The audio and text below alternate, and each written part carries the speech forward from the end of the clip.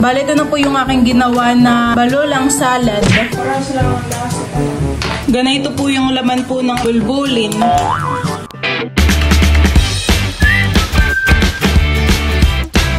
What's up mga kamilot? Welcome back sa aking channel. Super Today's Vlog po ay mag-iihaw po kami ngayon ni Bal ng bangkalan. Bali, ang tawag po sa amin na yun ay bulbulin. At yun po ay pang-almusal po namin. Ano? Gusto may sagalaan? Si Teo po ay nag-iiyak sa loob. Ano? Gusto may sagalaan baga? Yan ang gusto ni Teo. Yan po ang gusto.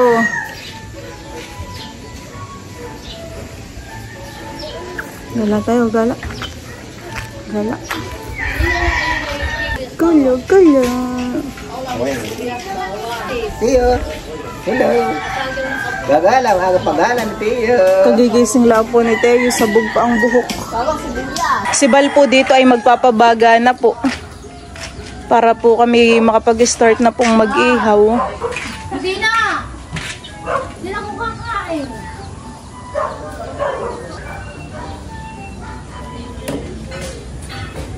Nakay ngayon ay lagi ng maganda ang panahon, honey.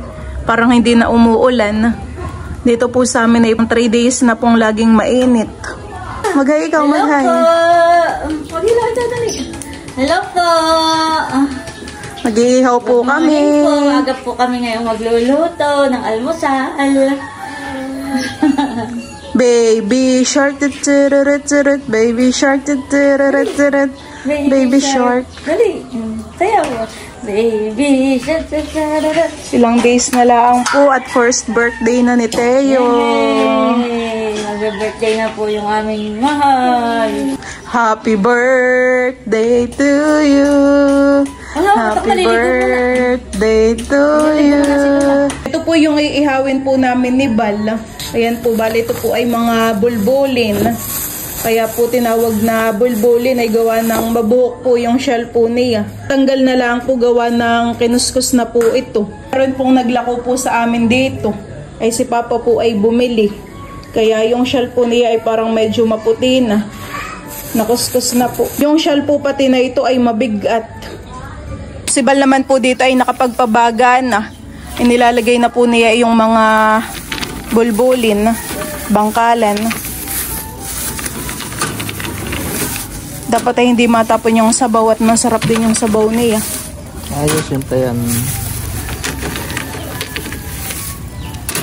Ang kulay na yun sa lubay, orange. Parang ano lang yung tao. Meron pang isang plastic. Oh. Marami din pala yun, honey. Masarap din po ang luto diyan, mama, sa bangkalan na yung may sabawhan eh. Oo, yung sisig ang may luya. Tapos pipigan po ng kalamansihan eh. Dalawang plastic. Ayan yung dalawang plastic.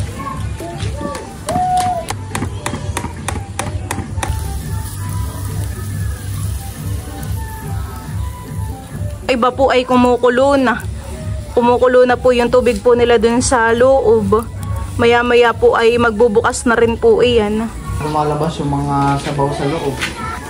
Para ba makikita kung luto na yan ay ito na yung sabaw sa loob? Bukas na yung shell niya. Ahonin mo na yung may bukas. Ahonin na po ni Bali yun pong mga bukas po na shell. Yun pong mga bukas na bangkalan. Malasa naman yung sabaw na yan.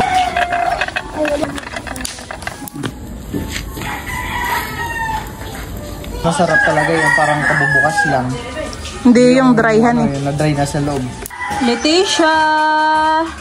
Gagala po iyan. Leticia!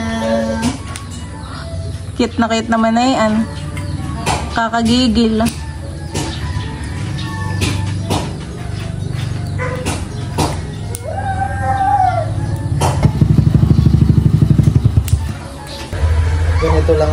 Ganito lang kaliliit yung mga ibang bukas.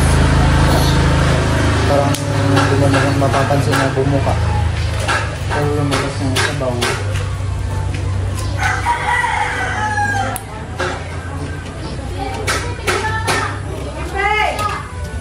Ito ay toasted na yung loob.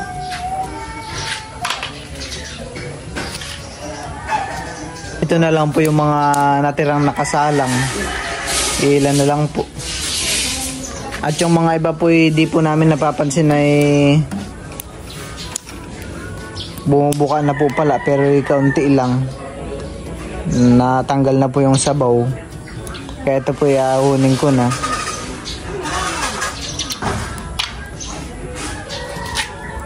Limang piraso na lang po itong natira. Nahuhuli ko na po lahat.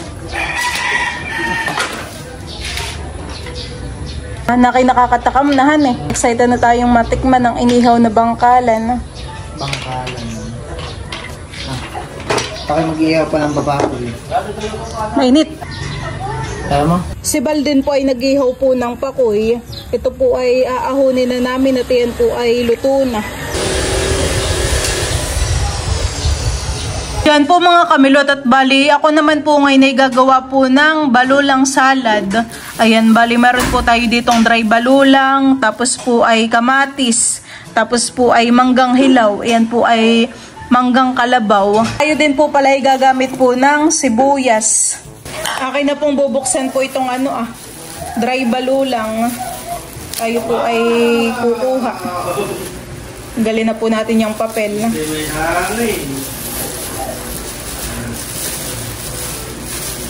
Clap, clap, clap, clap, clap, clap. Ma'am! Ano yung paso lang ng tubig? Ito pong ating balulang, akin na pong bubuhusan po ng mainit po na tubig. Kukulay green kaya ito? Parang hindi. Bubuhusan lang po ulit natin ng mainit po na tubig.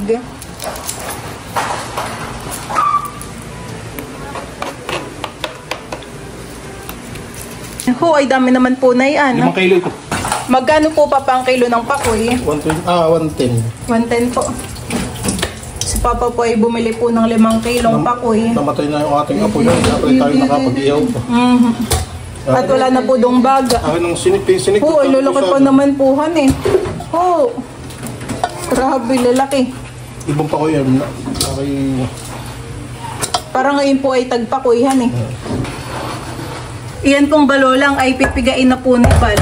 Kaya lang nating nakababadhan eh. Baka ito na may pwede. Hindi lang talaga siya nag-green. Tulong na po kami ni Bal sa pagano po ng mga kamatis at mangga. Ko ay nakahinog na yung manggahan eh. Oops. Tatataman ako sa paa.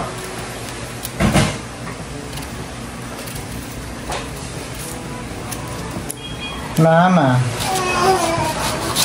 Oh, madilaw na, matamis-tamis ito. Mamaya namin sa tito. Paninipis lang yung hiwa mo. Ganyan lang, ganyan. Mamaya nga palipat ang kanya sa tito. Saan mo titimplahan? Dito na. Ibuhos ko na itong Uy, gusto yan. Pipigay mo. Ganito lang po yung hilis ko po sa mangga, mga maninipis po.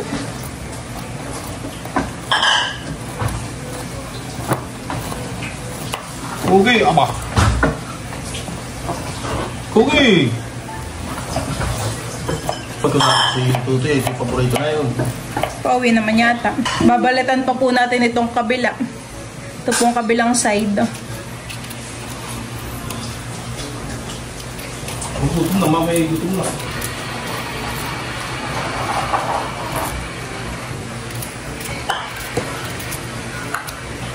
Nakita yung masarap isaw-saw sa asin. Okay, napapalaway. Mangga.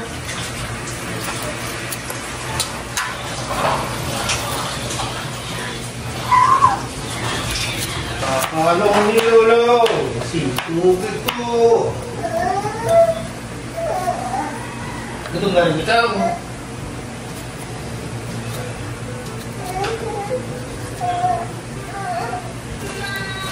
Okay na yung may lamas. Yan. Kamatis. Bakit?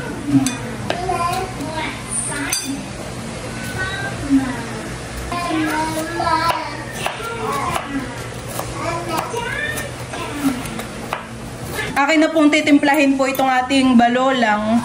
Yan po, nailagay na po yung kamatis ni Bal. Ilalagay ko na rin po itong mga mangga. Tsaka po sibuyas. Ito po ay akin na rin pong lalagyan po ng patis.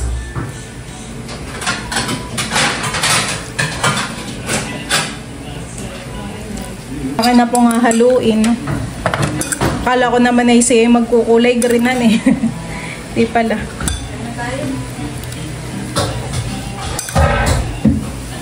Diyan ito po nito diyan ah.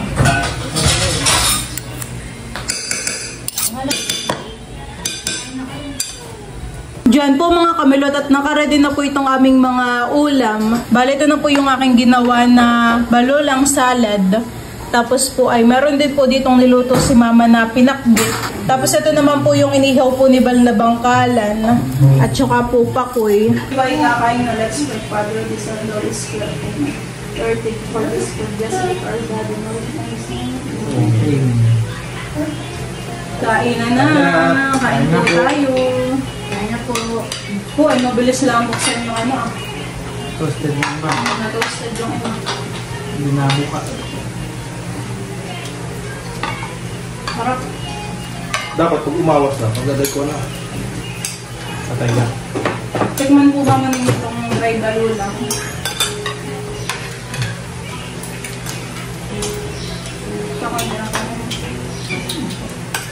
Dapat yung hiniwag ko. Kumilos yun.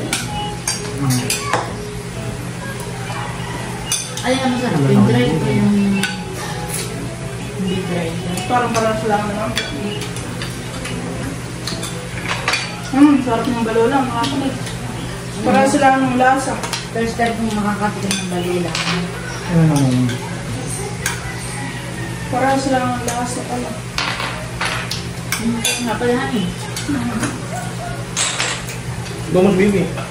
Masarap nga po pala ang balolang. Kumilos pa ko.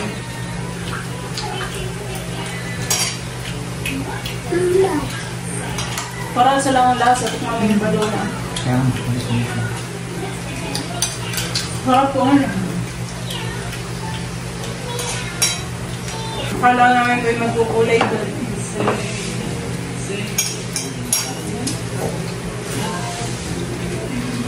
Doon pa ako.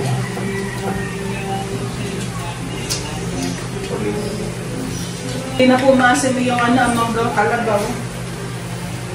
Manamis-namis na po. Kaya maganda ba yun? Ano ba yun? Madali ng buksan. Maganda yung nakakalimutan.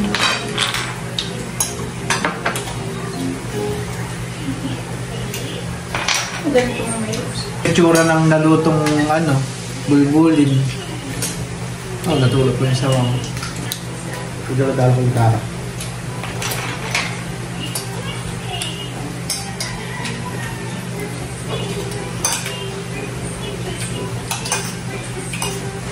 Kasi walang pa ko.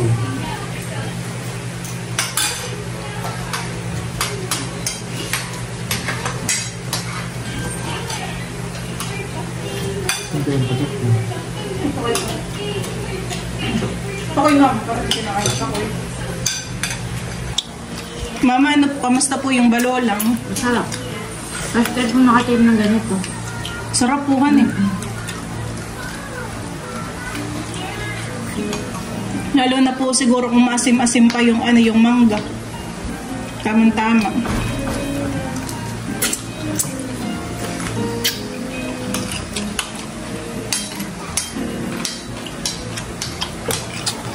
Kanin ka pa.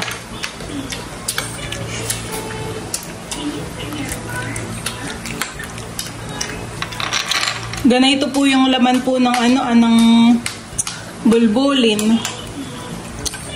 Kulay orange po. Wala pa ito pa ko.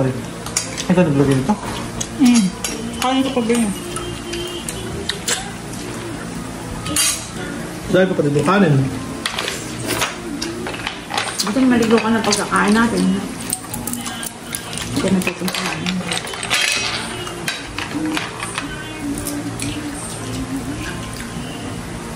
Pwede ka na ilabas sa river.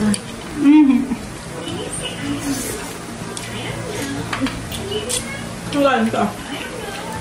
Pabalik na lang kami mamaya dito. Maaga pa naman yata. Maligo na kayo. Saka, lang ako. Papacheck up lang. Pinipado lang dito. Ulam may gloves. Balo lang. Hindi naubos itong gulay. Lagay lang sa mamaya. Initin ko lang. Masyadong mo to eh.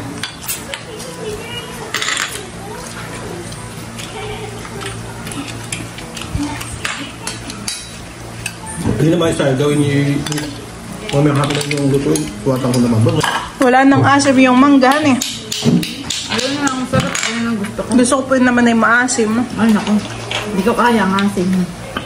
Ayaw lang saan.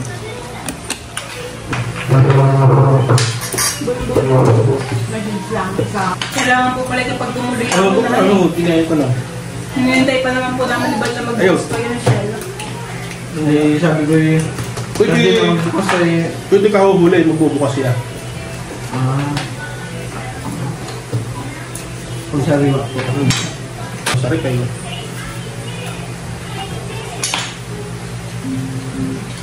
Nawala ng lasa. Yung dati yung pag nakita mo nakulog, yung tutunan, hindi makinginig pa yung bahay na yan.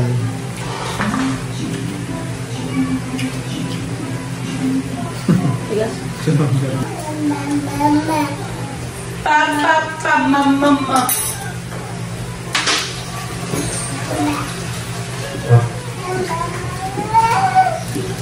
Ayun ang patakan yan, Abal. Sige ba?